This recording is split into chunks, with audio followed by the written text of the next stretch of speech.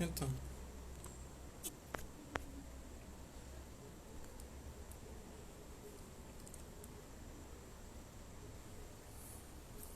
Para aguardar o Bruno entrar.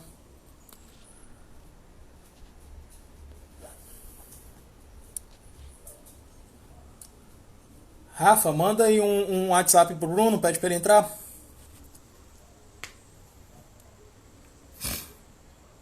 Olha aí o Tiagão. Um abraço, Tiagão, cara.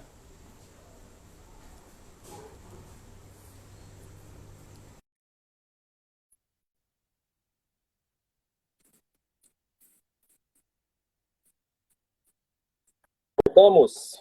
Pronto. Voltamos. Então, como eu ia dizendo, e já que a gente começou a falar um pouco dessa situação dos contratos, analisando um pouco o contexto, né, e a situação hoje que nós enfrentamos, eu consegui observar três tipos de cenários contratuais. Eu queria compartilhar agora contigo, para a gente Perfeito. debater um pouco sobre cada um, né? Uhum. O primeiro grupo dos contratos que eu acho que a gente consegue sentir isso, por quê? Porque a gente está em quarentena, é formada a partir da imposição do Estado. Bruno, como assim? Hoje o Estado ele tem um decreto proibindo várias atividades de funcionarem, certo? Então eu tenho um grande grupo agora de empresas que estão impossibilitadas de praticar a sua atividade por conta de uma imposição estatal. Sim. Então o que acontece? Como resolver essa situação? A gente discutiu primeiro, como exemplo, inclusive, aquele do shopping, né?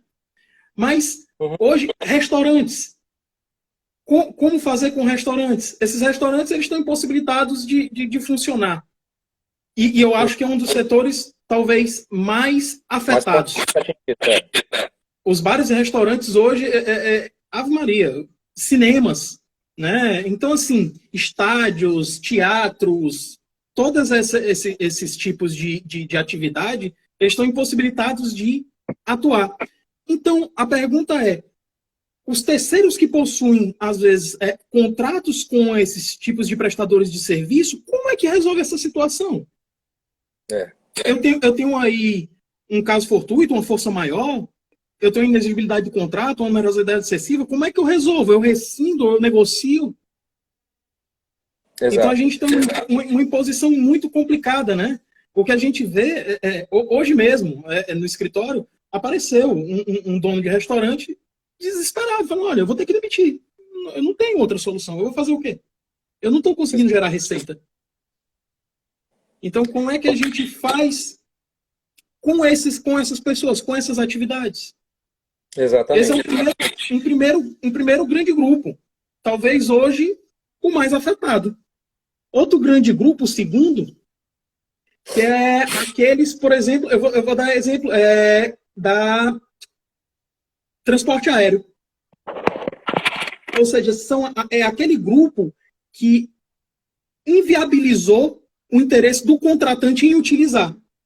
Beleza, eu tenho uma passagem à minha disposição, mas como é que eu vou fazer turismo agora em tal lugar se está tudo fechado? Como é Nem que se hotel tem, resolve né? então esse contrato? É verdade. Na verdade, houve uma perda de interesse. Então, essa perda de interesse vai se sobrepor? Como é que eu negocio isso? Uhum. Exatamente. A gente volta. A gente discutia muito, Bruno, sobre aquela questão da culpa, né? Sim, Mais uma vez a gente volta para a situação de que existe a imprevisão, mas não existe a culpa. Sempre que a gente pensar em rescisão contratual, ela tem que ser através de uma situação de culpa, uma situação que gere responsabilização, possa gerar responsabilização civil. Ok, isso agora. E entre eu ter isso muito claro na minha mente, bonitinho, né, tecnicamente desenhado, e eu ter a consciência de que eu assumo um risco que, ao levar isso para o judiciário, eu posso ter um entendimento bem diverso, certo? Um entendimento bem mais condescendente ou complacente com a outra parte, eu estou, ainda que esteja protegido tecnicamente pelo ordenamento, eu estou jogado à própria sorte de um entendimento diverso de um juiz, certo? Que pode, pelo fato do direito não ser uma ciência exata, ter aí jurisprudência e doutrina para todo sabor, para todo gosto, eu posso ser contemplado com um desses entendimentos diversos e até que eu consiga reverter isso em segundo grau ou em terceiro grau. Será que o meu negócio ainda existe? Será que a relação fatualmente ainda existe? Então, é nesse campo que eu quero desestimular, com letras garrafais, que eu quero desestimular as pessoas a judicializarem as questões, certo? Eu quero estimular as pessoas para se anteciparem responsavelmente, bem assessoradas, bem consultadas, a procurarem negociar os seus contratos. Porque, veja, ora você vai estar numa posição mais forte no contrato, outra hora você vai estar numa posição mais eficiente no contrato. Né? Vou dar um exemplo. Numa relação de trabalho, né? Uma relação de emprego, imagina um empresário. Em tese, ele é uma parte mais forte na relação empregatícia, certo? Joia. Mas perante o fornecedor dele, perante o locador do imóvel dele, ou seja, perante os credores dele, ele é a parte possuinte. Então, ao procurar um advogado que tenha expertise nessa área, que entenda de gestão, que entenda de governança, que entenda da parte contratual, que consiga desenhar esse espectro todo, esse cenário todo, não vejo só individualmente as questões, mas vejo o cenário total, enxergo o filme todo, aí eu consigo dizer, olha, amigo, esse contrato aqui a gente vai ter que ser um pouco mais agressivo, esse contrato aqui a gente vai ter que, a gente vai conseguir ser mais flexível.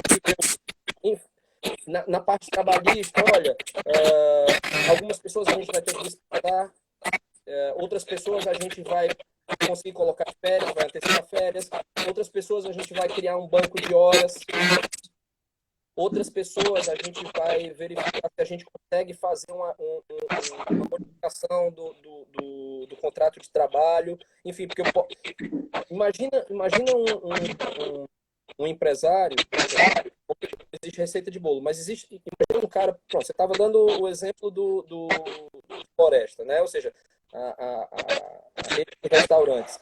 A rotatividade de funcionários nesse ramo é muito grande. Então, a chance de você ter funcionários que ainda estejam num período, naquele período permitido pela CLT de até 90 dias, né, que é o contrato de experiência, olha, são os primeiros tipos de contrato que você pode avaliar. São contratos mais baratos para você. Então, percebe?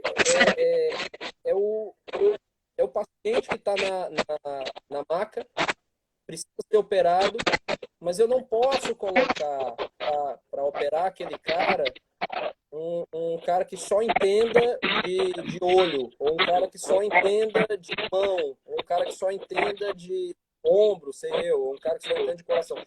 Eu preciso ter um cara que tenha expertise, que consiga enxergar esse cenário todo, e consiga desenhar um plano de ação para o cliente. Entende? Porque eu repito, gente, olha, isso funciona inclusive para quem é advogado, Bruno. Eu vou falar que você vai... Mesmo nós advogados, quando vamos tratar de um assunto pessoal nosso, e eu for tratar de um assunto pessoal meu, eu não vou ter o mesmo desempenho. Exato. Então você compromete as suas tomadas de decisão. Então você precisa ter uma pessoa que te oriente, precisa ter um consultor que te oriente nessa tomada de decisões. É ele que vai te governar da melhor forma possível para você conseguir ultrapassar esse momento complicado. Eu acho que uma das outras questões que o pessoal deve estar curioso também pode ser que esteja interessado é na parte dos contratos imobiliários. Imagina aí que, assim, muita gente vai sofrer demissão, despedida, né? Muita gente vai ter rescindido seu contrato de trabalho. Muita gente, ainda que não tenha contrato de trabalho, vai perder poder aquisitivo. Enfim, vai começar a precisar fazer escolhas de gastos, né?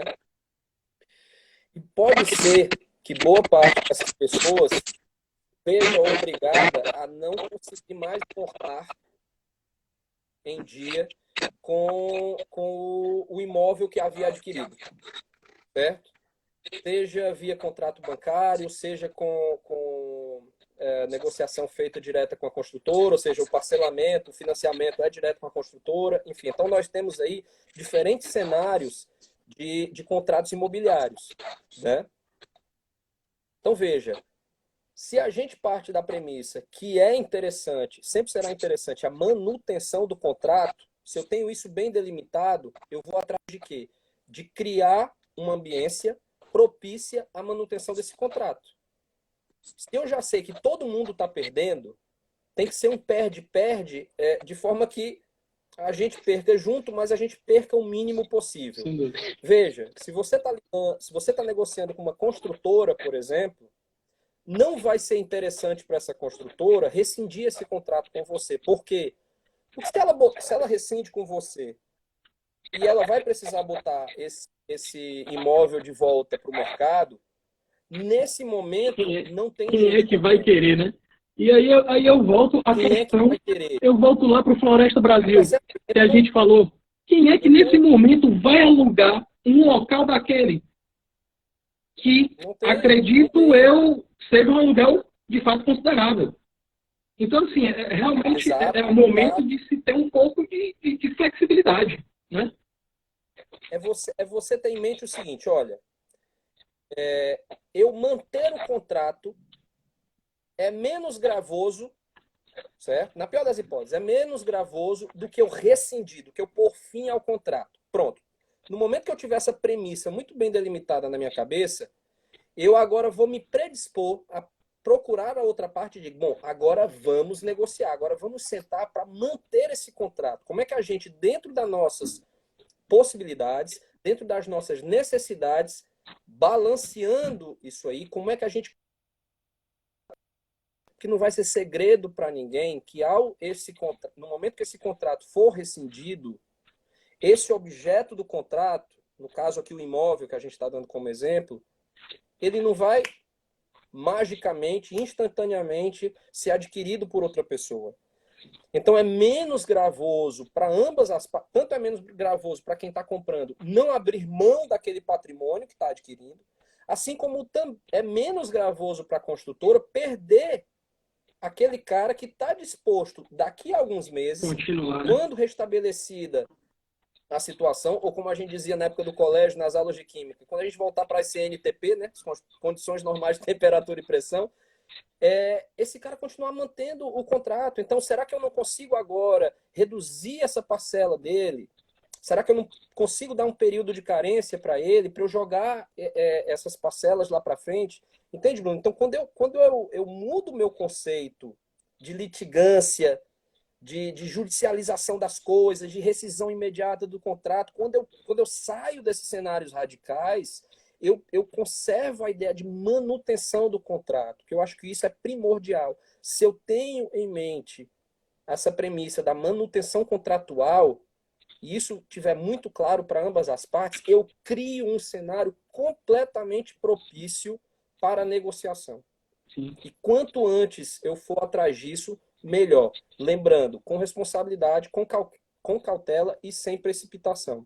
Recomendo às pessoas a fazerem isso, porque eu estou dando agora o exemplo das construtoras, mas pode ser que eu esteja falando com uma pessoa agora, que esteja nos ouvindo, ou que vai nos ouvir depois, que ela tenha um contrato com o banco que tenha garantia de alienação fiduciária. Ou que esse contrato também com a construtora seja garantido por alienação fiduciária. E quem não conhece a alienação fiduciária, atenção, é uma lei terrível. Se você deixa de pagar, é 2 segundos. Né? Ou como dizem os mais antigos, são 2 palitos. Bem, já está ali como garantia, né? Não tem o que fazer. Imóvel. E atenção, no projeto de lei 1179 de 2020, não está prevista a suspensão dos contratos de alienação fiduciária. Existe uma propositura salvo engano, Ai, meu Deus, deixa eu ver aqui que eu... uma proposta de emenda, né? Do senador Álvaro Dias. Ele propôs vedar até o dia 31 de dezembro de 2020 a concessão de liminares de reintegração de posse nos casos de execução de alienação fiduciária em garantia. Veja, isso é uma emenda, tá? Pode ser que entre, pode ser que não entre, certo? Então, veja, se eu vou me inteirar desses detalhes, olha que coisa curiosa. Eu estou jogando com informações privilegiadas. Só que essas informações privilegiadas são legais, não são ilícitas, né? Elas estão aí para quem quiser ter acesso a elas. Mas como assim informação privilegiada? Está tudo dito aqui para mim o que vai acontecer contratualmente em determinadas situações de direito privado, caso eu não me antecipe. Então, se eu contrato alguém, se eu me valho da expertise de alguém para antecipar esses fatos, né? Ver esse meu contrato, né, e me adiantar, fazer um aditivo contratual que contemple situações melhores e contemple hipóteses que, caso haja o ajuizamento de uma ação pela outra parte, o processo será tocado de forma completamente distinta. Automaticamente eu estarei desestimulando o ajuizamento dessa ação. Então, assim, é de todas as formas fugir da judicialização, certo? Eu acho que dentro desse cenário caótico que nós estamos, a coisa mais gravosa que pode acontecer, e eu não tenho medo nenhum de dizer isso, é judicializar as questões. Eu acho que, salvo raríssimas exceções, não existirá um cenário em que em que seja mais proveitoso você judicializar a questão.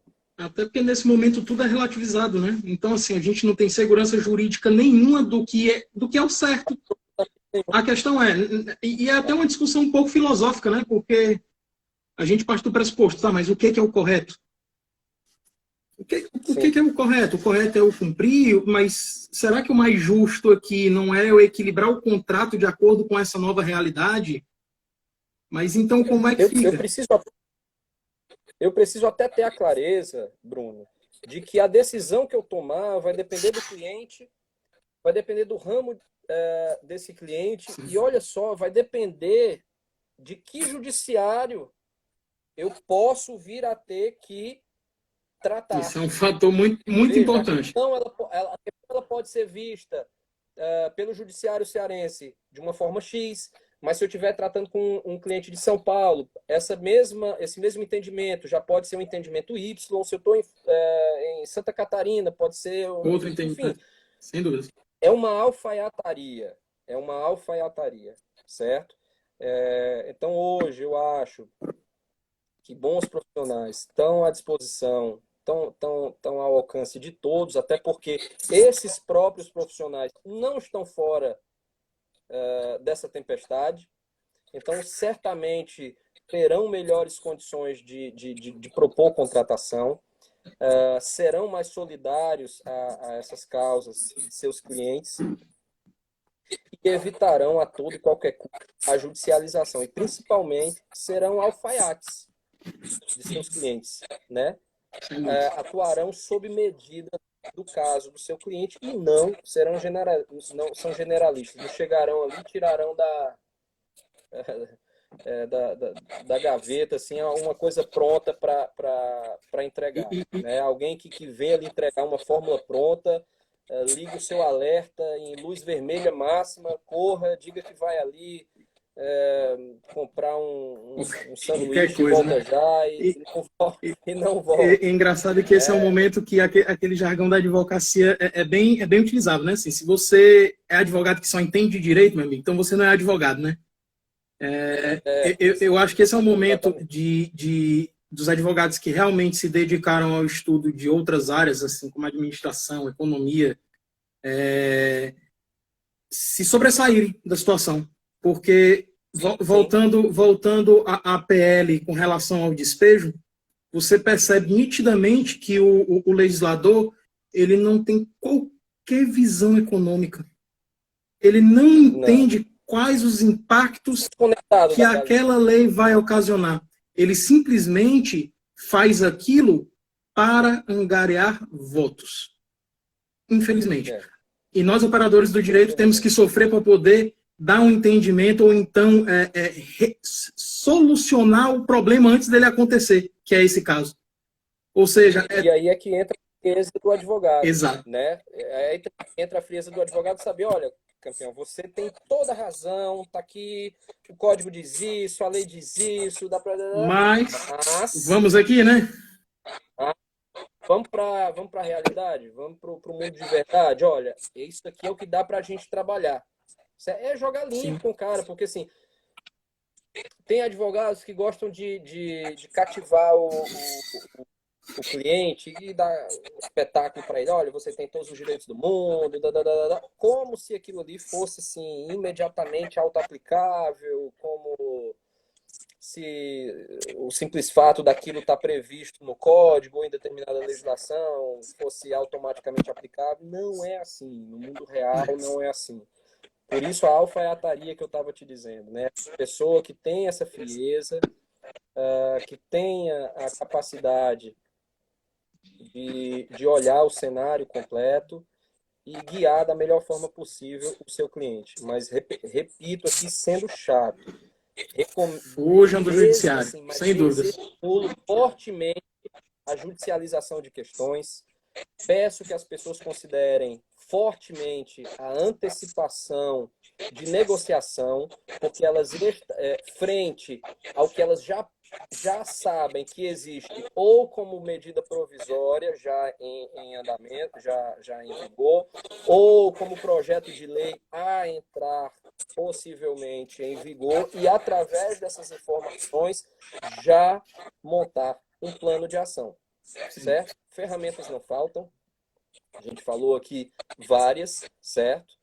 Poderíamos passar horas, dias traçando aqui várias hipóteses, mas acho que uma das principais mensagens é essa. Ter em mente, buscar pela conservação, pela manutenção do contrato,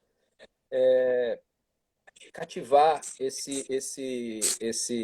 essa mensagem no seu interlocutor, né, na outra parte com que você está negociando, e buscar aí um meio termo, perseguindo aí o binômio lá do direito de família, né, possibilidade e necessidade de ambas as partes, para que todos consigamos criar um ambiente de recuperação. Né, de recuperação. Então, acho que agora a hora agora é de se antecipar com cautela, com responsabilidade para negociar os seus contratos. Sejam eles contratos no âmbito trabalhista, sejam eles contratos no âmbito do direito do consumidor, sejam eles contratos, relações comerciais, relações locatícias, relações de aquisição imobiliária, enfim. A hora agora é de negociar. Sem dúvidas. Bruno, acho que a gente conseguiu passar a mensagem. Eu acho que sim. Conseguimos ser felizes no tema abordado e esclarecer bastante as pessoas que nos acompanharam. Eu espero ter outra oportunidade de debater, dialogar, conversar com você. Saiba que é sempre uma satisfação, não só minha, mas de todos os membros da equipe do R Saldanha. E você é um companheiro, um amigo, as portas sempre estarão abertas para você. Bruno, meu xará, agradeço muito a você, agradeço ao Rafael, primeiro pela iniciativa. Acho que o tema é de interesse de todos. Eu acho que nesse momento a gente tem que ter mais do que nunca. A gente sempre deve ter o espírito de cooperação, mas nesse momento acho que esse espírito ele deve se elevar ainda mais. A gente não deve guardar só para nós mesmos informações que a gente tenha. Então, o que a gente puder compartilhar de informação é a gente compartilhar. O que a gente puder auxiliar é a gente auxiliar, é a gente se colocar à disposição das pessoas. Fico muito honrado com o convite. Você falou assim, espero que a gente tenha outras oportunidades. Quantos convites sejam feitos, quantos convites serão atendidos, certo?